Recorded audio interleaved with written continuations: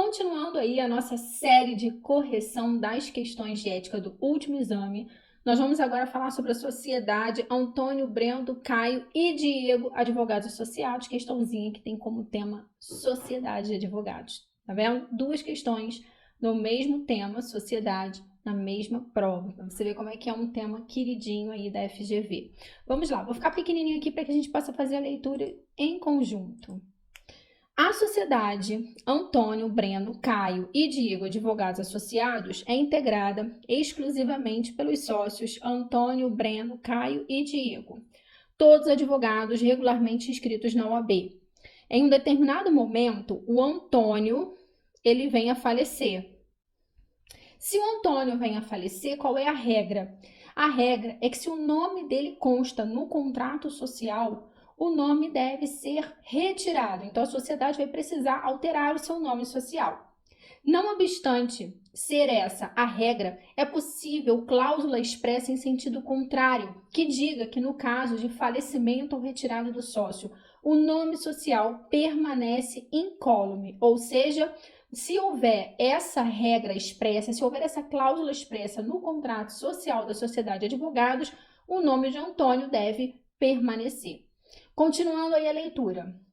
O Breno, então o Antônio, ele falece. Então, se ele falece, ele sai, o nome é retirado. O Breno, ele passa a exercer mandato de vereador. Muito bem, gente. Sem figurar entre integrantes da mesa diretora da Câmara Municipal ou seus substitutos legais.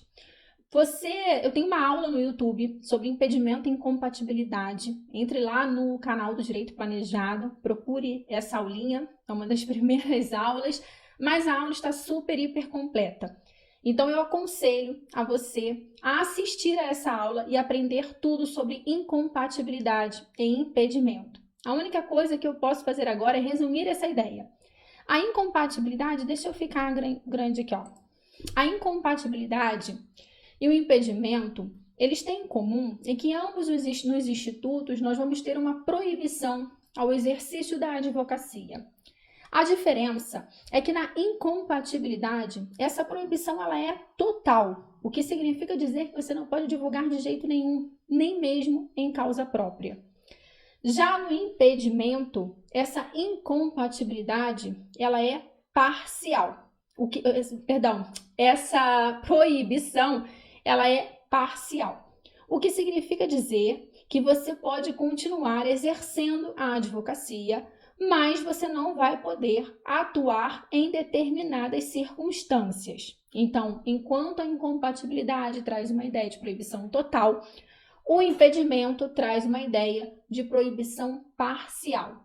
Aquele que exerce atividade incompatível pode ser que tenha o cancelamento da sua inscrição, e aí ele deixa de ser advogado, ou a licença da sua inscrição, onde ele não perde o seu número de inscrição, mas ele não vai poder, enquanto licenciado estiver, exercer de forma alguma a advocacia. Carol, e quando é que a incompatibilidade gera a licença ou o cancelamento da inscrição?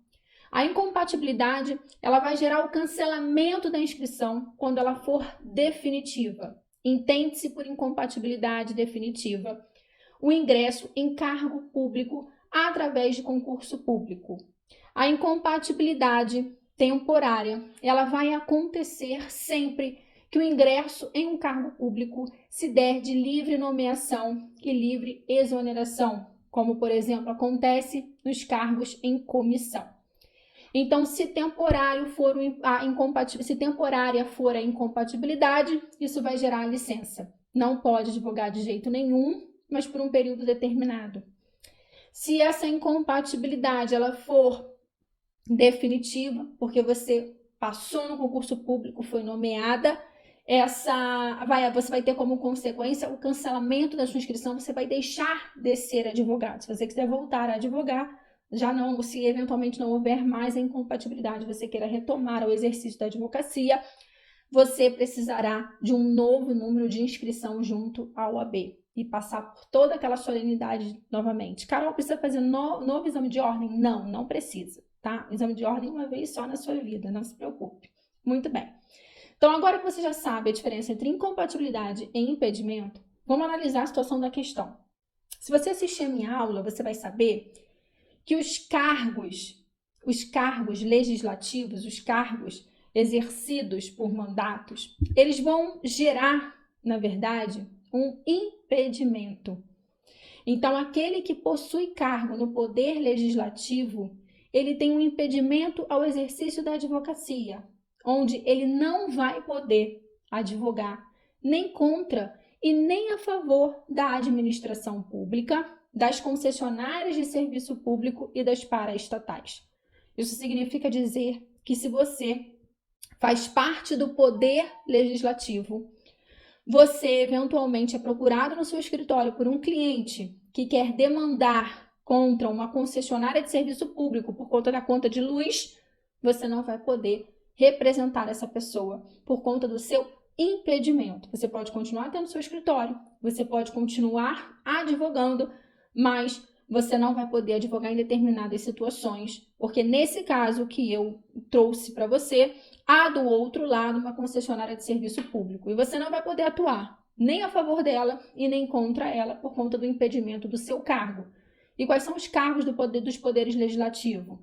Você tem na esfera federal, como a Câmara e o Senado, os deputados e senadores. Na esfera estadual, a Assembleia Legislativa, os deputados estaduais. E na esfera municipal, a Câmara dos Vereadores, os vereadores. Não obstante, fazer parte do poder legislativo gera um impedimento, se eventualmente esse membro do poder legislativo fizer parte da mesa, vai haver aí, durante o período em que ele faz parte da mesa, não um impedimento, mas uma incompatibilidade. O que significa dizer que ele não vai poder advogar. E a consequência dessa incompatibilidade, ela não vai ser definitiva, ela vai ser temporária. Por quê? Porque ser membro da mesa é por mandato, não dura a vida toda. Então, quando eventualmente ele deixar de ser membro da mesa, ele vai deixar de ter a incompatibilidade e passa a ser apenas impedido. Carol, e quem são os membros da mesa? Os membros da mesa são o presidente, o vice-presidente e os secretários. Esses são os membros da mesa. Então, uma vez que você faça parte do Poder Legislativo e é membro da mesa, ao invés de ser impedido, você exerce atividade incompatível, sendo essa incompatibilidade temporária, tendo como consequência a licença. Estamos juntos até aqui? Ai, gente, estou com 6 meses de gravidez, todo vídeo eu falo isso, né? E eu fico muito ofegante, fico com muita falta de ar. Então, vamos continuar aí. Então, eu já falei, para ficar pequenininha, eu já falei com você que o Breno, deixa eu trocar de cor para a gente ir. O Breno, quando ele passa a exercer o mandato de vereador, ele passa a ser impedido. E por que ele não é incompatível? Porque ele não é da mesa, sem integrar a mesa diretora. Se ele passa a integrar a mesa, se ele fizer parte da mesa, ele passa a ser incompatível e não impedido, tá? Vamos lá. Caio, vamos trocar de cor, vou botar outra cor aqui para Caio. O Caio, ele passa a exercer em caráter temporário,